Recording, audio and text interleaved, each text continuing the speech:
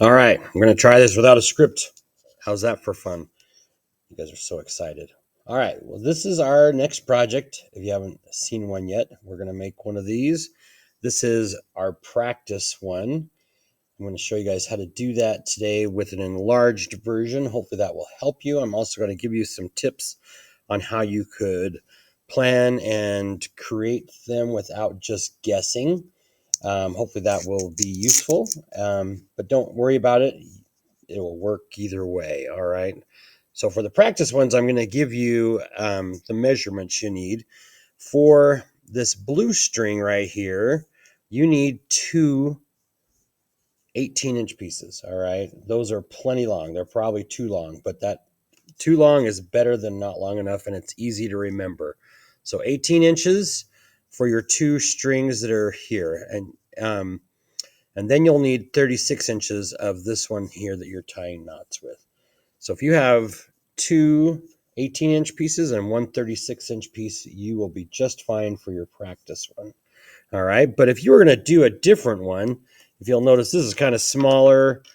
Some of the projects we have are this big. They're very close. I even have bigger ones of these. So you would need to do just a little bit of math to make sure you have enough string so that you don't have to start in the middle. And the way you do that is we're going to use pi, right? I guess most of you guys know what pi is.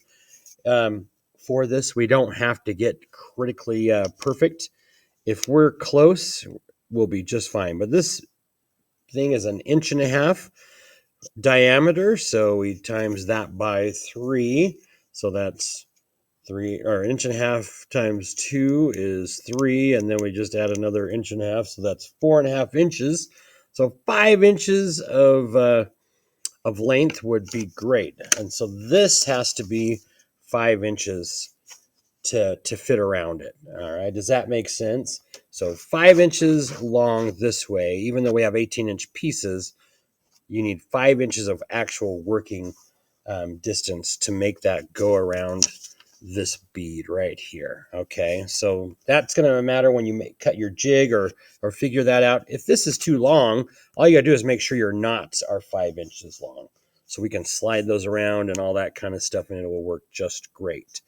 All right, so this jig, its purpose is to separate the strings so that they're evenly spaced between these. All right, so this one's pretty good. It's about a half-inch wide, half-inch wide. This is a little wide here, but as long as they're close, it's going to work out pretty good. But if one's really small and one's really big, or some of them are really big, and what will happen is if they're bigger,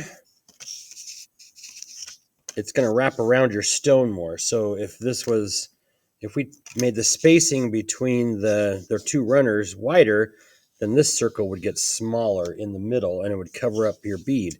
So if you're trying to look through it and you cover up most of it, it might look cool, which is okay with art if you do it on purpose, right? But if you want to be able to see through it, you want to keep this out to the outside edge. All right.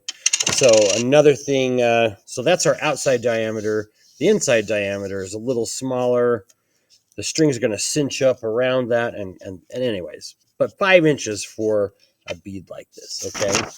For the one I'm going to do for the example, I blew it up. Imagine I used magic powers of blowing it up, and I turned it into an icebreakers container, right?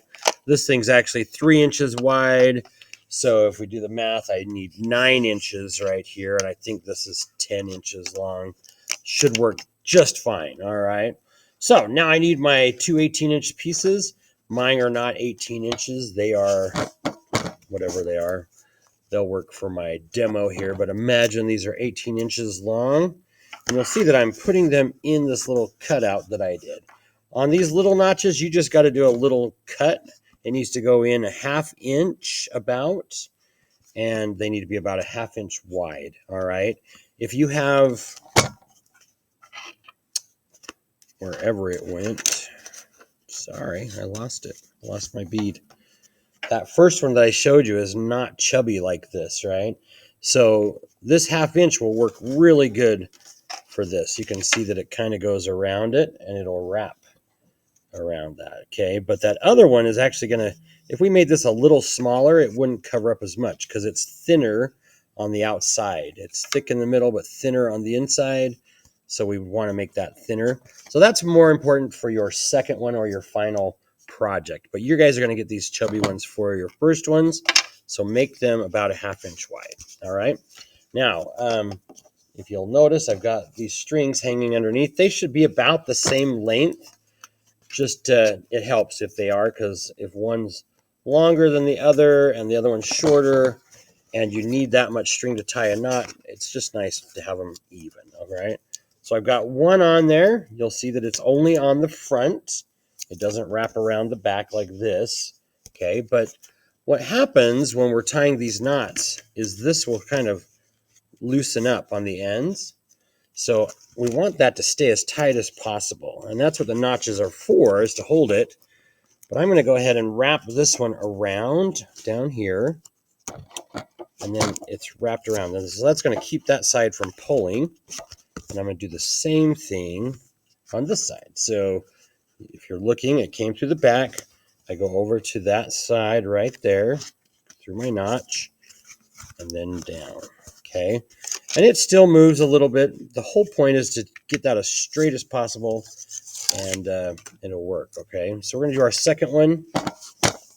Again, even these out. Have about the same on both sides. So this one goes to this notch. The littler ones that you guys are going to be working on work way better than this thick rope. I don't know. It works fine. But again, we go pull that tight, and then we'll wrap it around here. So when you're done, you should see 2 pieces of string on the ends right there, and 2 on the back, and then 2 hanging out, and then 2 runners, okay? So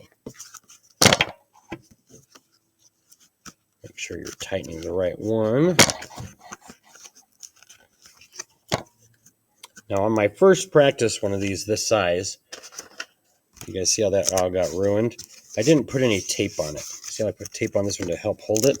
So on this one, I taped it. You guys see that tape on there? And these ones have tape on it. This one was used to make a project, and it's still holding together. But if it didn't have the tape, these things probably would have ripped. They might still bend and stuff with the tape, but at least it's strong enough to hold it. So please put tape on your jigs so they last. Okay, so you guys see that setup? That's important, right? There's no loops on the back. We didn't loop the end here. We still have 2 danglies on both sides. Hopefully there's enough to be able to tie a knot with when we're done. All right, now we're going to get our other color of string. Now to figure out how long this needs to be, we need to have at least 20 knots, okay?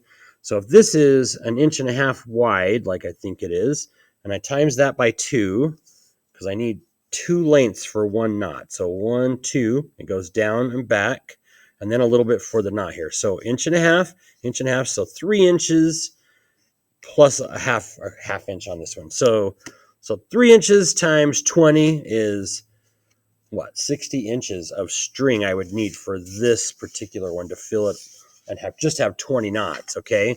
I probably would want more than 20 knots to be really safe, all right? So now we're going to go ahead and start. Pretend this is my 60 inches, right?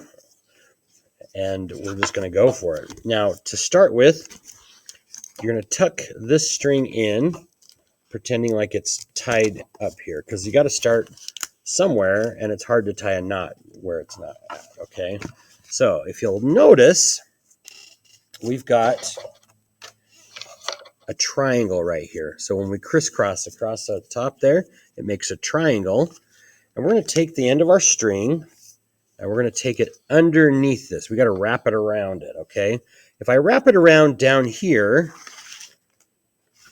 you'll see that it kind of it does something, but I have a harder time tying a knot because it's sliding all over the place. Do you guys see that? Okay. But if I take it and put it through on this side, so I just twisted that rope, and I brought it up in the middle of that triangle. So you remember that triangle right there? Now that one came up. I went around the back and up through the triangle. And most of these steps are just so you can remember what it's like. Once you figure it out, you really don't need to repeat the steps unless you forget, okay? But see how now that I've got that over the top of it, it's not sliding like it was before. It's kind of holding itself. It's hitching to it, all right? But it comes loose, so we need to keep it and lock it in place. All right, so the next step, what I like to do is lay it down between my two runner strings. So my tying knot lays down in between, and then I just poke it through like that. All right, if I had the end of the string, I would poke it from the center out. Okay, that's very important for this knot.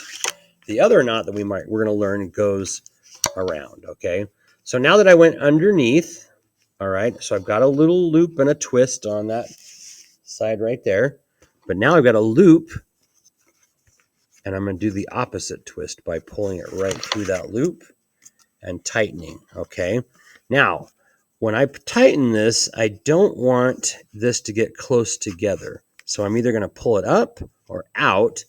In any case, I'm going to make sure that the distance on this string here and these ones as I go down are the same length. So there you go. That's our first hitch. Okay. So our next one, if you'll notice, the string just fell down right on top, and you'll see our triangle again. So we'll take the end of the string and we will go underneath. So we're going around it, up through the triangle. Okay, and now we're going to put the twist on it. So we do the little twist to the side here, lay it down in the middle of our runner strings. Yeah, that was beautiful. All right, and there's our loop again, right? We went underneath. If we went on top, it would be a different knot. Hope you can see that. So there's our loop. We're going to go right through it. And there are some GIFs on Canvas that show this. It's the smaller ones. All right, and there you go. There's my triangle again. So I'm going to take the end. Alert. All clear.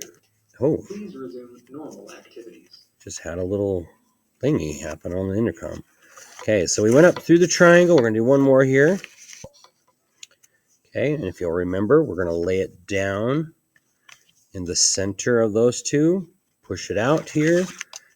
It might be a good, smart idea to hold that thing, because if I, watch what happens here to this knot. If I pull it tight, it looks like I have a knot right there, but I'm missing a side to it, and if I let go of it, it loosens up. So you guys see that? A lot of people will think, oh, I got a knot there, and maybe they'll just bring it over the top, which could be a design, right? But if you want it to hold like our hitches do, we're going to pull that loop out and pull this through. All right. And see how my distance between these strings is staying the same. That's what this distance here on our runners is for. Okay. Now let me show you the opposite knot. Okay. So we're going to start out the same way. We go underneath and hitch it like we did the first time. But instead of laying it down in the middle this time, we're just going to go out to the outside again. And if you'll notice, so before we go under, but now we're going to go over. And there's already a loop right there. So if we just pull it through, then we have a different knot. This knot is actually faster, but I don't think it looks as pretty unless you do them all. If they're all the same, it will look just fine. But if you do one of these in the middle of all these without making a pattern out of it or something like that, it starts looking a little weird. So let's do another one. We go over the top just like we did before and up through the triangle or the inside of that side. We just never come up on this side unless you're doing a whole different knot, right? Okay, so now instead of pulling it down and laying it in the middle, I'm going to start on the outside, and I already have my loop. So if I just tuck it through and grab it through that loop, I've got my second knot. Okay, now I've got 1, 2, 3 of those knots. So I guess if I did 3 of this knot, then I would have a pattern going on, right? But you guys can see how these ones are kind of flat and these ones kind of do this little jump up in the air right there. So you can see there's There's some pros and cons. It will still work, and on the smaller string that you guys are using, it doesn't show as much as it does with this 550 cord that I'm using. So just remember that. It'll look a little different, smaller. But these are 2 knots that you guys can try. There are lots of variations of these. Okay, but I kind of like that little twist there. Maybe I could get that to happen every time, but it's not going to show up as much with the smaller strings, okay? All right, there are some other things you could do. This is more advanced. I really shouldn't show you because it's a beginning video, but so we can do another loop, same as we did before. So there's our loop in the middle. We're going to tuck this one around and through, and all of a sudden our hitch becomes a triple hitch. You see that little, that's probably not the name, but it's kind of got a cool name, right? And I could keep doing that all the way down and then tie some things inside of those loops or something. I'd need to get a needle or something like that. It's a little bit more advanced, okay? I would stick to doing just the basic one for your practice. Maybe do the variation on knots, but definitely do our main knot because it's the easiest one to wrap around your stone for your practice one. And then for your final one, try something a little harder, right? If it doesn't work out, you at least learned what doesn't work. But most of the time, making mistakes like that, you'll be like, oh, and then, making mistakes, when I show you what you're doing wrong, you're like, oh, now I know what I'm doing wrong, and it's easy to fix, okay? And sometimes we have to untie it and start over and all that stuff, but that's not the end of the world. I mean, that's art. That's grit. That's what people do when they want to make great art. They have to start over sometimes. Okay, really quick. If you want this design, right, with these 2 colors, all you do is instead of having just the green, you would have one green one on one side, and then you'd have another one on this side, and you would tie the knots in between. I find that it's probably easier to tie them at the same time, do one on one side and the other on the other side. Otherwise, you got to weave it through and go right there, which is okay. You might even try a different knot instead of this one on the opposites. That might be a cool design. Do this knot here on one side and the opposite knot in between it, and then opposites on that side. But that's kind of a cool little tiger stripe, right? So, all right, that is the basics of the beginning of these, okay?